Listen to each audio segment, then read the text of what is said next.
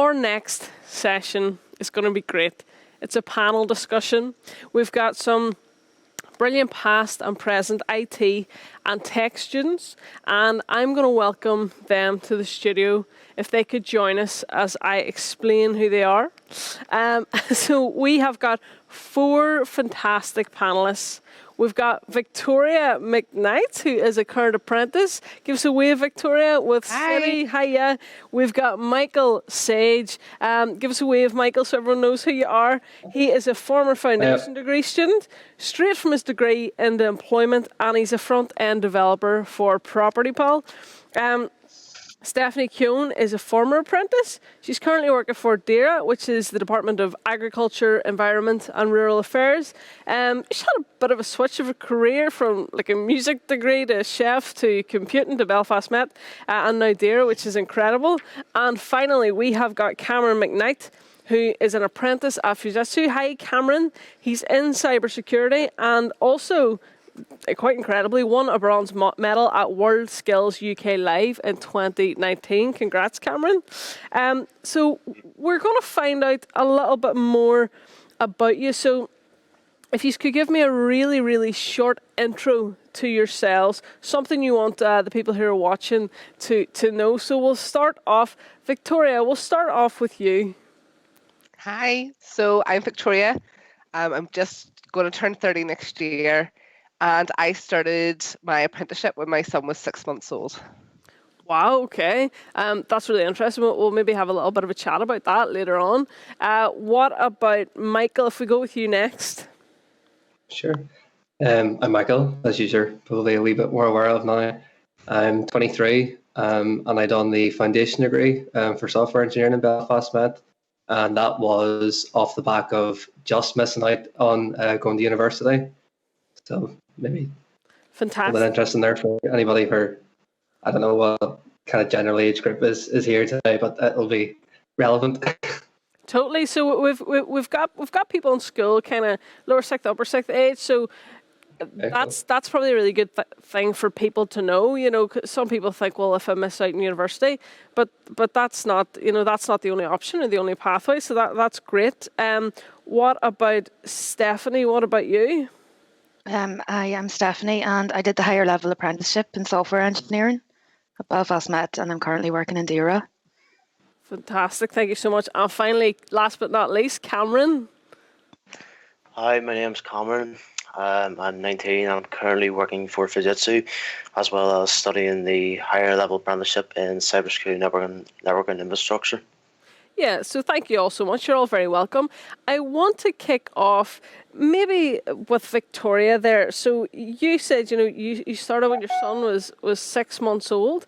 Tell us a wee bit about how you ended up in IT, how you ended up in IT just starting with a wee 6-month-old baby. So I had left school, went to uni, like you're supposed to. Found it really wasn't for me.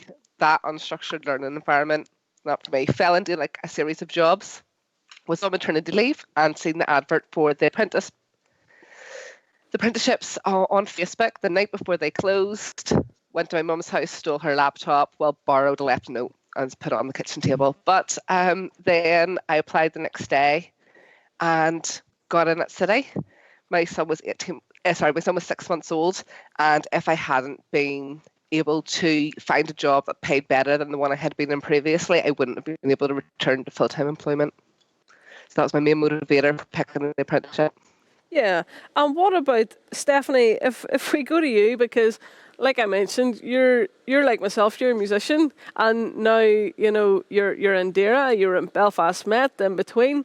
What was that journey like for you? Because I know people are watching who might not necessarily have realised yet that IT could be for them. And Cherie or Keynote was saying there, you can be very creative, but then realise IT can be for you. So how did you come along that pathway? Well, I sort of was academically minded when I was in school, but when I was 17, I got a bass guitar, and then I found out about the Guitar Institute in London, and I found out I could go, so I went for that, and I just spent years, doing music, but not being able to earn enough money really to live. And so I did a few things. You know, I did a long time in catering, working as a chef, and I've also done like call center jobs, sales jobs. You know, I've got a certificate in accountancy. You know, everything I've done, I've tried my hand at, and you know, I needed, you know, I needed something to support me when I was, you know, to support me doing the music. You know, the music started dropping off when I was about 25, 26, just struggling to pay the rent, you know, struggling to hold down something. And since I found this, it's just completely sorted my life. Not only have I got a regular job that pays the rent, that has steady hours, but I'm also growing in it. Every day that I go to work, I learn something, I increase in my value. I am expanding my opportunity every day that I'm in it, and it gives me a sense of hope for the future. You know, I don't feel like I'm stuck, which I did before when I was doing catering and everything like that. And it's provided me with a good base to do the things that I'm interested in my spare time now. So you know, it's really worked out. It's really working out for me. Yeah, and I think a few things that you've said there have really resonated. You know, there's progression in IT. You know, our speakers have already said how well paid it is. As a background, as a musician, a creative person, I know, like my parents said to me, you can always be creative no matter what. You can always do music in your spare time, but make sure you get a little bit of education behind you. So that's why I went and did a degree while kind of doing music at the same time, and I was really, really happy that I did that. I'm interested, Michael. So you said that you just narrowly missed out on uni, so that was obviously your plan. How did you kind of feel when that happened, and did you feel it was quite difficult to pivot or to come around to the idea of kind of doing a foundation degree?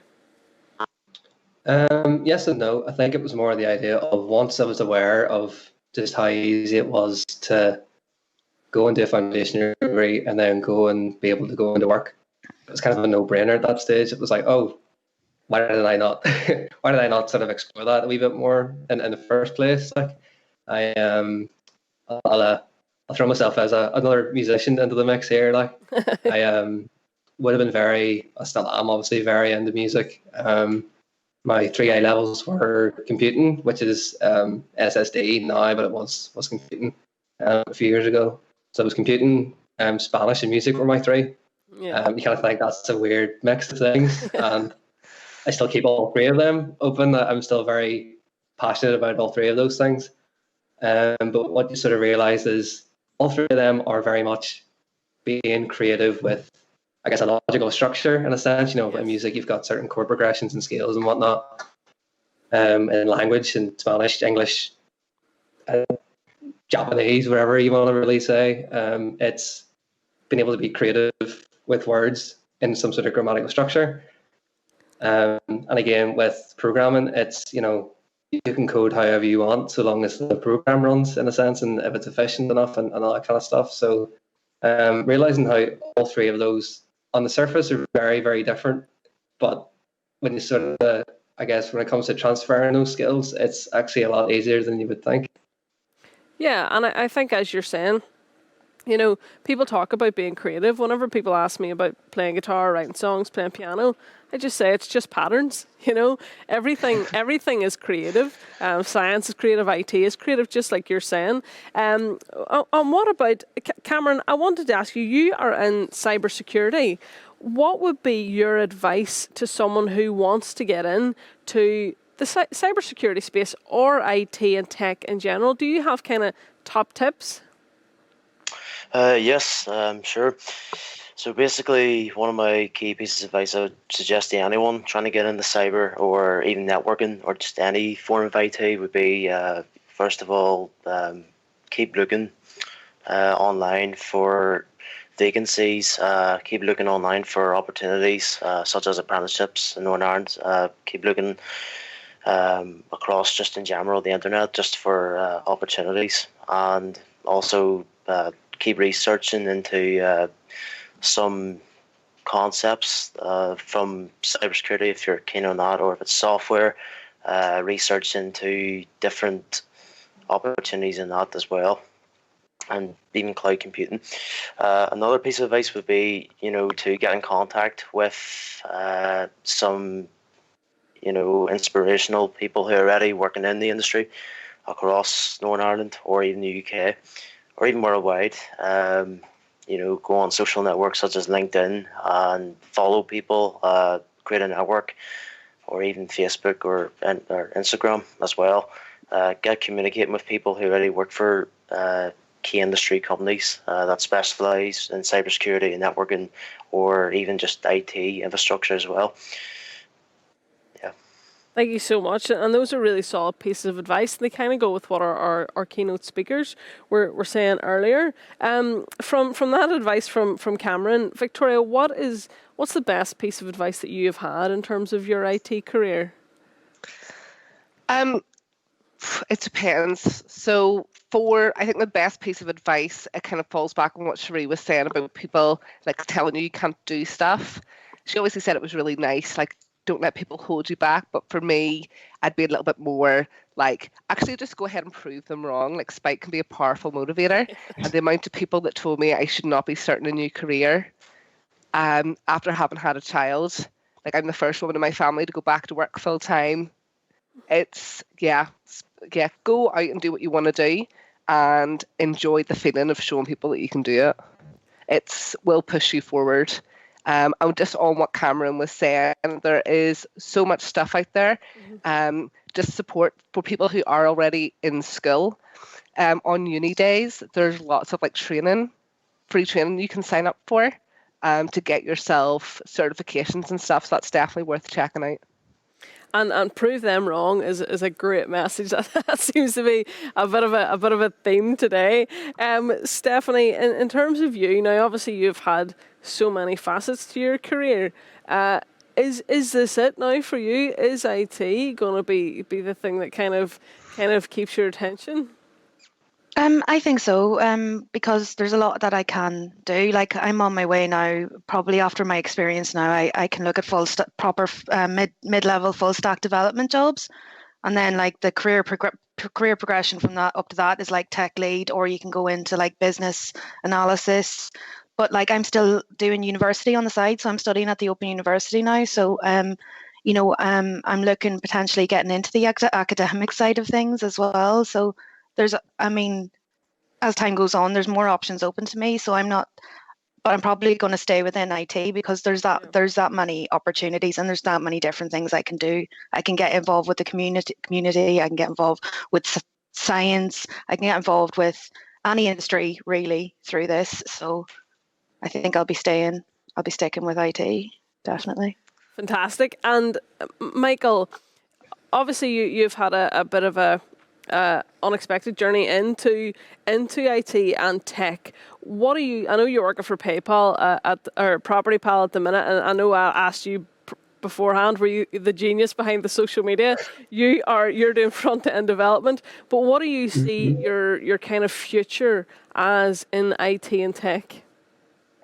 Yeah, sure. I think in terms of what front end development is, for anybody who doesn't know, it's the basically the user interface side of things. I could probably talk about all day of what all that kind of stuff encompasses, but we'll just say it's about user interfaces and stuff for now. So it does kind of let you sort of explore your creative sort of side as well, even more so. Not even just in the code, but how things look visually. But a big thing for me is front-end development's probably where I was able to make an impact as quickly as I possibly could.